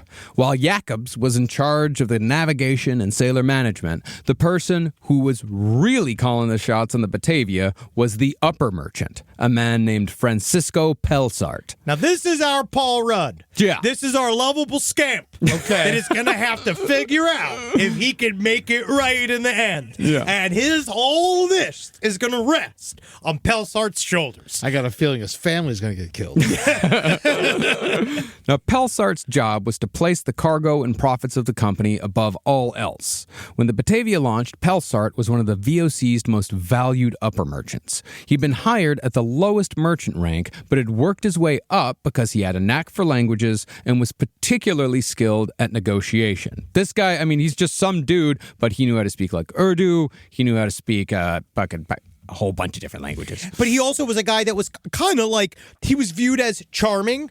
Well, he was good at it. He was a good negotiator, and he wasn't brutal. He was like a guy that liked, kind of like, in a way, liked people. Like, he liked the job in a way. He's a salesman. But he's a fuck up. He's a constant fuck up. Yeah. Well, Pelsart, actually, no. Pelsart was not a constant fuck up. Well, I mean, sometimes...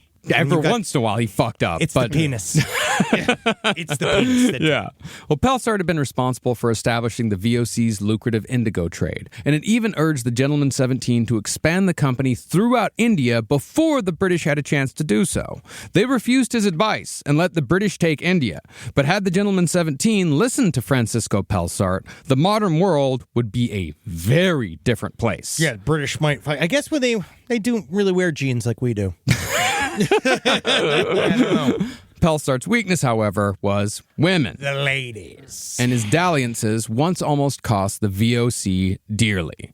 While negotiating at a court in India, Pelsart seduced a noble woman, but just before sex, she mistook a bottle of clove oil for a bottle of wine. And after drinking the whole thing... I mean, come on. I mean, you can only be so responsible. You can't tell the difference between wine and clove oil. I don't know how much. living fuck, man. She fucking, after they fucked, she dropped dead. Oh shit! Oh man! Oh, fuck, man! Well, because at the time it was customary for if you were in another country, they let you fuck pretty much anybody you want. You could fuck up anybody of any caste. You could do, use their version of sex workers. You can do whatever. They didn't care. But the main thing was like leave the local nobility alone. Mm-hmm. But he ended up but guess. I think a lot of them end up being more attractive. Yeah. The problem is you meet a princess. Yeah. She's hot as fuck. Yeah. And then you fucking kill her accidentally because you're a moron. Why did he have the clove oil? I don't know. I don't Fucking hate cloves. No, and he immediately went into this like cliche, like she's fucking dead, man. You gotta help me. You gotta help me. I wish she was normal before, man. You gotta help me out, man. You think it's time to get some new shit? You think? Huh? It's the fucking second girl who's OD'd on me this week. Lucky he had a boat full of lady murderers. Yeah, he called upon his fellow VOC employees to help him cover up the death of the noblewoman, and they were able to secretly bury her body without the Indian court discovering what had happened. Not so secretly. We're talking about it now. Well, now we're ruining the secret. Well, this sort of shit happened all the time with the VOC, as cover-ups and corruption became baseline behavior for just about every merchant. As the common VOC saying went, there were no 10 commandments south of the equator. Oh, I'm gonna steal that. When do you go south of the equator? When we go to Australia? No, There's no 10 commandments and all that. When do you follow the 10 commandments? Well, I don't murder. I don't. I covet. I guess I make fun of my mom. Yeah. But also I love her. I do honor her in a way, but Yeah. You're all about false idols, I'll tell you that. Yeah, you really oh, are. shit. And so, with Francisco Pelsart acting as the leader of the expedition as upper merchant, Ariana Jacobs as captain following Pelsart's orders, and Euronymous Cornelis assigned as one of the ship's under merchants, the Batavia set sail on its maiden voyage for the island of Java in October of 1628. Just remember, each one of these guys have their back absolutely against the wall. Francisco Pelsart had to beg his way onto this ship. He had just gone through like a whole Scandal, a whole thing that I didn't even want to go into. But he's like, this is like last chance time for Francisco. This is because it's a horrible run. You don't want. It's a real nice ship, but it is a rough fucking run. He does not want to be on this. So you have him. You have Ariana Jacobs, who literally he's fucking what's his name? He's about to retire. This is this is supposed to be his last trip. Oh, he's our Danny Glover. Yes. But he's like, he's nebulous, right? He's kind of, but the whole thing is that this was the last time I'm supposed to go. This is the last time I'm doing this shit. I'm never doing it again. And then you have the other guy, then you have Euronymous, who's a psychopath that we don't know yet. And I know you said it earlier, but how many people are on the boat? Well, that's what I was about to get into. Oh, okay. These three men made up just a fraction of the Batavia's full passenger manifest. In all, the Batavia was loaded with 340 people. Okay. 100 of these 340 were soldiers who had been contracted by the VOC for garrison duties in the Indies. Desperate men with nothing to lose and nothing to do for the entirety of their 8-month journey. For the most part, the soldiers were German, but their ranks included men from France, Scotland, England, and the Netherlands. They were largely untrained, and from what it sounds like, they lived by prison rules in prison-like conditions while aboard the Batavia. For example, casual violence and thievery amongst the soldiers was the norm, and the only bonds were friendships of convenience or between guys who just happened to be from the same town. And also, they didn't always bugger each other. Mostly they saved that for the cabin boys. Yep. Your friend would keep an eye on your possessions, share their food and water, and take care of you if you got sick, because the sick bays on the Batavia were reserved for officers, VOC merchants, and higher class passengers only. Everyone else, get better or die. As far as where they lived, soldiers' quarters were on the orlop, the lowest deck of the ship. The ceilings in the orlop were low enough so as to make standing upright impossible, and it was so close to the waterline that the men didn't have vents or portholes for air or light. Now, this might have been bearable if not for the fact that the soldiers spent the majority of the 8-month-long journey in the orlop. Now, wouldn't that make your soldiers weaker? Yeah. Yeah. Yeah, of course. But once they got there, they maybe could rest and recoup and then get back. That's kind of, well, that's You can also still why, do push-ups, I guess. well, also, to be honest, that's why you send so many. Yeah. So that you can lose 15%. Mm-hmm. Like, literally. Yeah. And like They're expendable. Remember, everyone on this boat is expendable. they're expendable, yeah. Nobody gives a shit. Yeah, we got if any one of these guys come back. Yeah, it's the Jet Lis, the Dolph Lundgrens of it. This is what I'm saying. It's Ocean's 11. Nobody's going to miss any of these fuckers. And like prisoners, the soldiers were only allowed outside of the orlop for 2 30-minute periods a day to use the latrines and breathe fresh air for their health. Oh, good. For their health. If it's any indication as to how the VOC regarded soldiers, the orlop did double duty. That was where the spices were stored on the return journey. As a result, I'd imagine the orlop developed quite the interesting aroma after a few voyages. Oh, yeah. So, my Uber is here. I wonder if also what they would do is the treasure room. So that was also what I loved. Yeah. Is that all the money and all the jewels, because also Pelsart was bringing his own personal jewels. He had a collection of something like 75 grand of jewels that were kept in this specific safe room that was behind the orlop. So in order to get to it, you would have to go through the soldiers to get to that stuff. That's smart. Yes. Also, why even bring the soldiers back? They didn't. Oh, yeah. They would be filled with stuff. No, that's the whole point. Is that where the place where the soldiers were brought to the Indies, They would just on the way become back. cops of that place. Yeah, Yes. and on the way back, that hold was filled with spice. Okay, Yes. good. Yeah. And then, but ostensibly, the ship would go again. Yeah. So then it's just going to get worse Yeah. and worse. So it just starts smelling like nutmeg, shit, piss, body odor, and cloves. Yeah, like being in Santa's pants.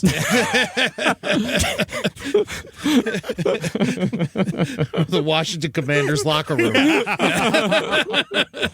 Now, the soldiers were the lowest station aboard the Batavia, but the ones right above them, the sailors, weren't much higher. The Batavia's crew was made up of 180 unwashed men with no changes of clothes who lived in less than 70 feet of deck that shared space with a dozen heavy guns and miles of cable. I don't care if I die. I don't know who I am. Me neither. Yeah, me neither. We're all one guy. God, to be lower than a sailor. It was said that the ordinary VOC seaman was such a horrifying sight that they were kept far away from the higher class passengers, so as to not offend the passengers' delicate sensibilities. Some people honestly, they're allergic to me. And I don't know if it's my personality or if it's the fact that I'm covered in barnacles. Oh, yes. Let me suck on your eyeballs. I just honestly, just for fun, just for something different. I'd place it at the open sores that you're covered in. Oh, yeah. Oh, now I forget. If they're not open, you can't feed them. You little mouth. Speaking of passengers, though, the Batavia also held the families of any VOC employee who could afford to bring them along. That meant that there were plenty of women and children aboard this ship, and the women especially had to constantly be on their guard to protect themselves from the rapacious soldiers and sailors. And they were sort of kept separate. So Tried to. They tried to keep them separate. God, Well, put it's them up in the crow's nest. They would give them little hours. They would be allowed to go up top. They would be allowed to go up top. Everyone had to leave. They were allowed to go up top, and then they had to go back down. But they were like, it's also kind of funny because it's, again, as we'll see, it's this desperate attempt to create this modern, civilized, hierarchical society on this boat. We are an extension of the Netherlands, and this boat will remain orderly, and it will be fine from here on out. Why would you bring your family? Because they encouraged it, Yeah. so that you wouldn't worry about. So you try real hard to not die. Yeah, so you could keep an eye on them because if you just didn't want to be apart from them, if you planned on settling in the West Indies or the East Indies, yeah. Okay. Many reasons. Other passengers on the Batavia's maiden voyage included a 52-year-old Calvinist minister named Gysbert Bastians, who had brought along his wife, 7 children, and their servants. Minister Bastians was headed to the Indies not as a missionary, but to serve the Dutch coloners who'd made a home there. But unfortunately for the minister, booking passage on the Batavia would be the worst decision he ever made. What? What did you just say? Did he get dysentery? He's gonna get it bad. Now, the Batavia got off to a bad start. It was beset with delays and storms and even ran aground just after launch on a sandbank. Apparently, 1 in 5 Dutch ships that were built crashed on this sandbank and fucking sank. And this is kind of like, so Pelsart and Jacobs immediately had sort of an antagonistic relationship because Jacobs was kind of like, but he got stuck and he showed, he's like, I'm an old sea. It's like, I'm an old sea dog and I'll tell you how to do this. And he saved the boat. And everyone's like, oh, okay, maybe things will be fine. Yeah, Cap. Where was the sandbank? Was it by Europe or Africa? It's right outside. It's right outside of the Netherlands. That's so aggravating. But the ship was saved by Captain Jacobs' excellent instruction, and once it got to sea, it began its 15,000-mile journey with a fleet of 6 other ships, all overseen by upper merchant Francisco Pelsart. Now, after 6 months at sea, the Batavia put in at the Cape of Good Hope in South Africa, which was the only acceptable port of call mandated by the VOC because they wanted round trips to take the shortest amount of time possible. From what it seems, though, during that 6 months on the water, Hieronymus Cornelis became friendly with Captain Jacobs because the two of them, along with a group of sailors, they got drunk one night and stole one of the Batavia's boats for a little ride around the Cape. He was trying to blow off steam, and Jacobs was a really bad fucking drunk. He was a bad drunk and a rapist. And what he was doing was they were going around all the other boats, and in a funny way, he just started fights with the crews and all these other boats. Like, this guy just decided to fight the entire mission.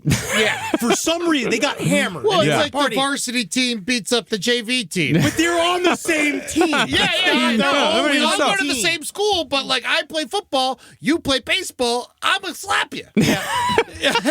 Basically. Well, upper merchant Pelsart couldn't have been more angry with this little adventure, and as a result, cut the Batavia's time in port to just 8 days, less than half of what was expected. This naturally led to some resentment amongst the crew, especially the soldiers, because now it's like, well, you're not going to get 2.5 weeks anymore to, breathe fresh air and have just fun. be a human. You now have a little over a week. Perhaps not coincidentally, it's also around this time that Captain Jacobs and Hieronymus Cornelis began plotting the mutiny that would result in 6 weeks of bloody mayhem, the one that was supposed to make them both very rich men.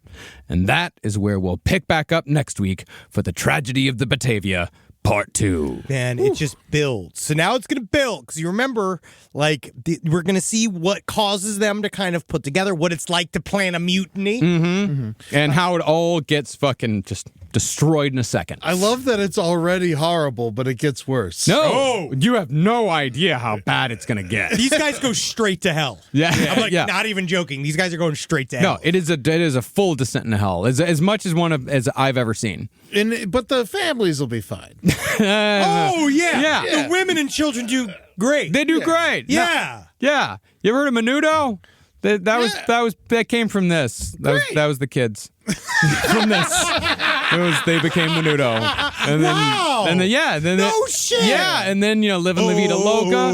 Yeah. And from there, and now he's an actor. And, Incredible. yeah. Well, All from the Batavia. let's just say we have no idea how long this is going to be. But it's going to be not that long. Mm-hmm. Right? It's gonna be, A couple episodes. yeah, definitely a few. It's gonna be a few episodes. Very excited with this fucking shit because it's about to get really fucking gnarly immediately. Yeah. But you'll see. If you go to patreon.com/lastpodcast enough, you can watch us scream about it and have our jaws flopping around. Wait, you pay for that money. And you go to LP on the left and TikTok and Instagram. For some reason, they're still there. Yeah. So you want to go look at that. That's good for advertising. Yes, we know. And then twitch.tv/LPNTV. Go and watch our streams. Such as, not tonight, yesterday we did Hoopa Goo Goo, but it will soon be on YouTube. Yes, it'll be on YouTube, and then you can see the next live Hoopa Goo Goo on February 6th, 6 p.m. Pacific, 9 p.m. Eastern. And that is, of course, starring Mr. Ed Larson. Yeah! Yes. I was on the last Hoopagogo. Dr. Nurse. Yeah, Mr. Nurse. Mr. Nurse. Yeah, Mr. Nurse, the musical accompaniment. Yes. Yeah. Your wonderful music. Thank you. Yes. I played the best Christmas music my synth could make. Also, we're going to be in Dallas on February 22nd, actually Grand Prairie, Texas. So make sure you catch us there. And then, of course, on the 14th of March, we'll be at the Ryman Theater in Nashville. And just 2 days after that, that's Sunday on the 16th, Henry and I got a Side Stories in Huntsville, Alabama. We're coming for you, NASA. Yeah, that's right, you NASA pieces of shit. Yeah, fuck you, I fucking NASA. dare you to show up. Because we are asking you to. Yeah. And I will put you on the list. That's right. I will put you on the list and I will spank myself. And then, of course, we will be on the 18th of April, we'll be in Detroit, and on May 3rd, we'll be in Toronto. And at the end of June, we're coming back to Atlanta for our rescheduled date. Yep. I cannot wait to see all of you. Can't wait. Can't wait to see y'all on the high seas. I don't want to go, and I'm not going to go. Yeah, on the high seas. Yeah, I'm not going to the high seas. No, you are. You actually had a meeting today specifically about you going on the high seas. Yeah, the crime wave. Yeah, But I still feel it's a low sea. I think it's a low sea. yeah, Henry and I are going to do a cruise, and we're going to announce it next week, and you'll be able to buy tickets and be off. If you're going to come see us on a true crime cruise, you just got to be careful, okay? Honestly, we're going to go out there, someone's going to get murdered. Yeah. Yeah. I'm gonna stay home. We understand. As you should. Hail Satan, everyone. Hoagie. Hail Peter. Yeah. Yeah. I was hoping you would. For sending the book. Yeah. Oh, that is nice. I was hoping you would. Peter, I see you in there, Peter. Peter, let me suck your dick. I want to suck your dick. I bet he's feeling a lot of conflicted feelings right now because Yeah. he did get shouted out by his favorite podcast, but then he's also having to relive probably the lifelong trauma about his name. Being Hail Peter, yeah. Yeah. But what are you going to do? It's a double-edged sword. Life sucks. See you later. Bye, Peter. Bye.